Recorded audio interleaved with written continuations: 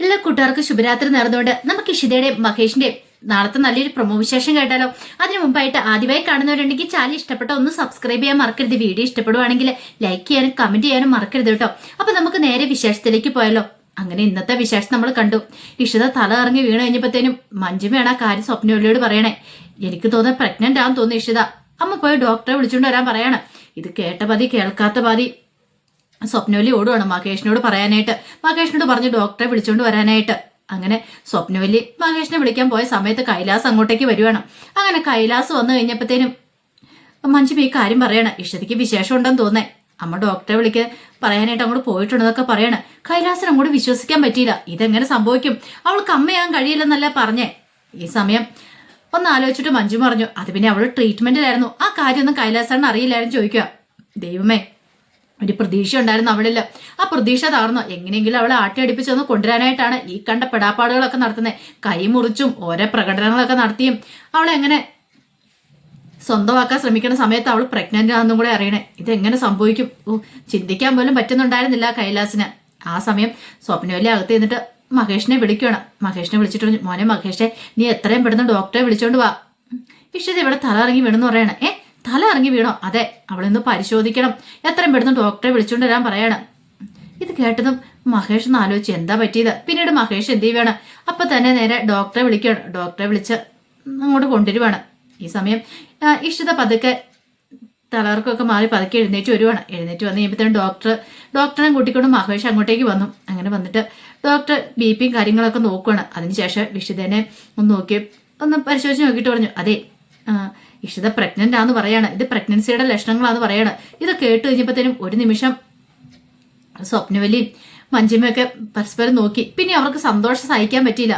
സ്വപ്നവല്ലി ആദ്യം ഞെട്ടി. കാരണം പ്രതീക്ഷിച്ചിരുന്നില്ല ഇത്രയും കാര്യം. ഒരിക്കലും ഇഷിതയ്ക്ക് അമ്മയാൻ പറ്റില്ലെന്നായിരുന്നു എല്ലാവരും വിധി എഴുതിയത്. പക്ഷെ എല്ലാവരുടെയും പ്രതീക്ഷകൾ തെറ്റിച്ചുകൊണ്ട് ഇഷിത പ്രഗ്നന്റ് ആണെന്ന് അറിഞ്ഞു കഴിഞ്ഞപ്പോൾ സ്വപ്നവല്ലിയൊക്കെ ആണെങ്കിൽ ഭയങ്കര സന്തോഷം കൊണ്ട് തുള്ളിച്ചാടാനാണ് തോന്നിയത്. പക്ഷെ ഏറ്റവും വലിയ ഞെട്ടലുണ്ടായത് ഇഷിതയ്ക്കും മഹേഷിനോ.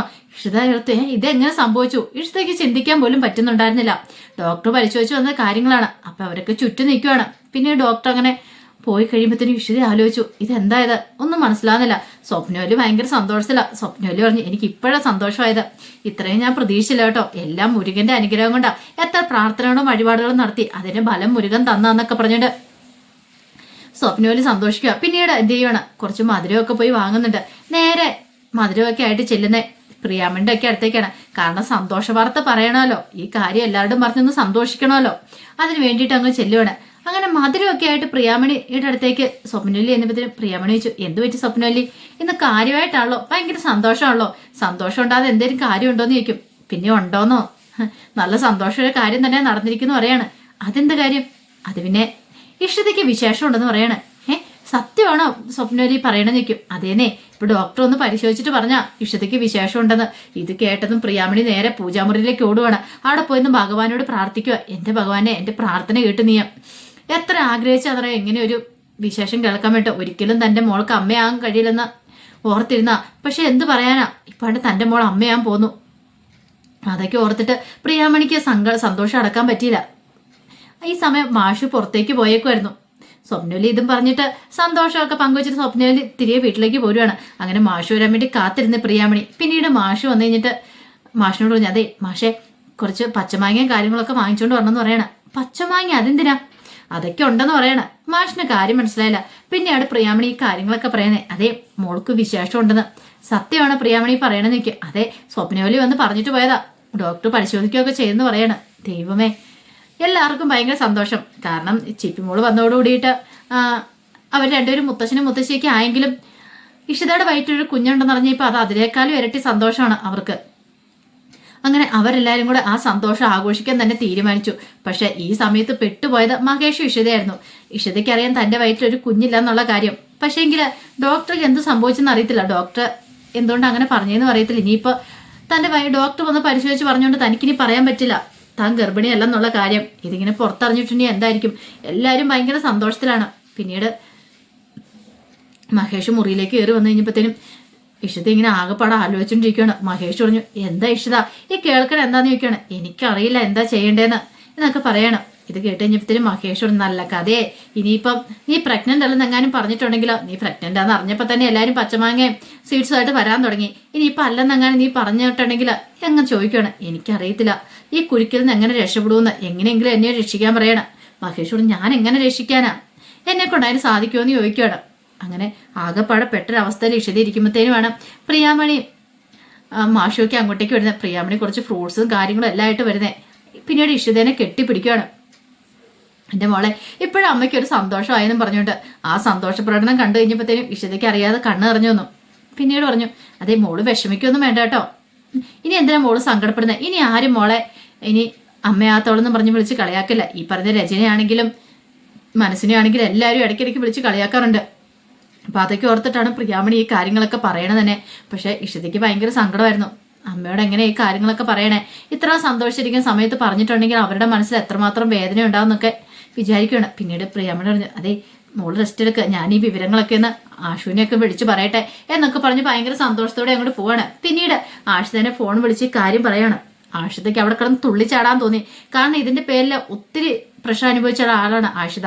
നിന്റെ അനിയത്തേക്ക് ഒരിക്കലും ഒരു കുഞ്ഞുണ്ടാകത്തില്ലെന്നൊക്കെ പറഞ്ഞുകൊണ്ട് അങ്ങനെ ആഷിത സന്തോഷിച്ചു. ആഷിത ഓർത്ത് ഇതിപ്പം മനസ്സിനമ്മയോട് പറയണം, വേണ്ട നിൽക്കട്ടെ, ഒരിത്തിരി കഴിഞ്ഞിട്ട് പറയാം, അവരുടെ മുഖത്തെ സന്തോഷം അങ്ങനെ ഇല്ലാതാക്കുന്ന ഒരു കാര്യമായിരിക്കും ഇത്. അങ്ങനെയാണെങ്കിൽ അവൾക്കൊട്ട് പണി തന്നെ കൊടുക്കണം എന്നൊക്കെ ആഷിത ഇങ്ങനെ വിചാരിക്കുകയാണ്. ഈ സമയത്ത് ആകാശ് വീട്ടിലേക്ക് ചെല്ലുവാണ്. ആകാശ് വീട്ടിൽ ചെന്ന് വീട്ടിലേക്ക് ചെന്നപ്പോഴത്തേനും രചന അങ്ങോട്ടേക്ക് ഇറങ്ങി വന്നു.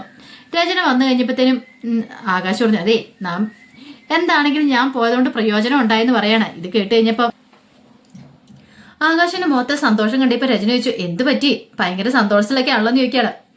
പിന്നെ സന്തോഷത്തിലാണോന്നോ, അങ്ങനെ ഒടുക്ക നമ്മുടെ മഹേഷ് നിലം പൊത്താൻ പോവാന്ന് പറയണ. എങ്ങനെ, ഞാൻ പറഞ്ഞില്ലേ ഹിന്ദുസ്ഥാൻ കമ്പനിയുടെ കേരള ചാപ്റ്റേഴ്സ് ആ വിൽക്കുന്ന കാര്യത്തിൽ ഞാനോട് ധാരണയിൽ എത്തിയിട്ടുണ്ടെന്ന് പറയണ.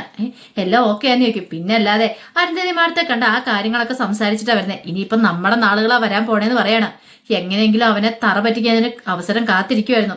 കൃത്യസമയത്ത് തന്നെ നമ്മുടെ മുന്നിലേക്ക് വന്ന് വീണെന്ന് പറയണം. അവൻ വന്നിട്ടുണ്ടായിരുന്നു മഹേഷ് അരുന്ധതി മാഡത്തിന് സേവ ചെയ്യാൻ വേണ്ടിയിട്ട്. അവനെ കണ്ടിട്ടാ ഞാനും കൂടെ വരുന്നതെന്ന് പറയണം. ഇത് കേട്ടതും രചന പറഞ്ഞു, ഒരു കാരണവശാലും വെറുതെ വിടല്ല അവനെ.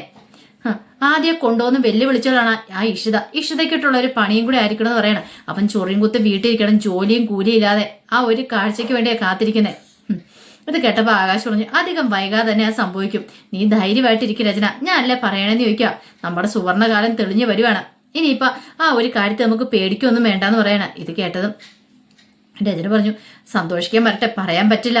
ഇത് കേട്ടപ്പോൾ ആകാശ് പറഞ്ഞു, ഇനി പേടിക്കേണ്ട കാര്യമൊന്നുമില്ല, ഞാൻ ഡീൽ ഉറപ്പിച്ചിട്ടാ വരുന്നേ, ഇനി എന്താണെങ്കിലും അരുന്ധതി മാഡം കാലും ആരും ഒന്നുമില്ല, അവരെനിക്കറിയാന്ന് പറയാണ്.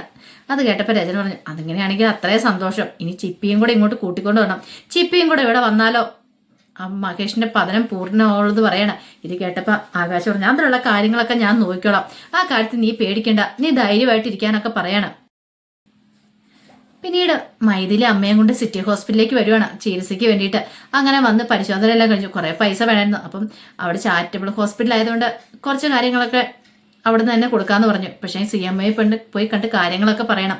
അതിന് വേണ്ടിയിട്ട് മൈഥിലി ഇഷിതനെ കാണാൻ വരുന്നുണ്ട്. പിന്നീട് തൻ്റെ അവസ്ഥയും അമ്മയുടെ അവസ്ഥയെല്ലാം പറയണം. എല്ലാം കേട്ട് കഴിഞ്ഞപ്പോഴത്തേനും ഇഷിത പറഞ്ഞു, പേടിക്കേണ്ട, ധൈര്യമായിട്ട് പോയിക്കോ, അമ്മയുടെ ചികിത്സാ ചെലവുകൾ ഹോസ്പിറ്റലിൽ നോക്കിക്കോളൂ എന്നൊക്കെ പറയാം. ഇത് കേട്ടപ്പോൾ മൈഥിലിക്ക് സന്തോഷമായി.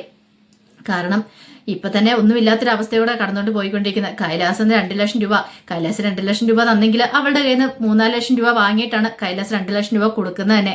കൈലാസിനെ എതിർത്ത് നിൽക്കാനുള്ള ത്രാണി മൈഥിലിക്കില്ലായിരുന്നു. അങ്ങനെ എതിർത്തിട്ടുണ്ടെങ്കിൽ അവൻ കൊന്നു കളയുമെന്നറിയാം.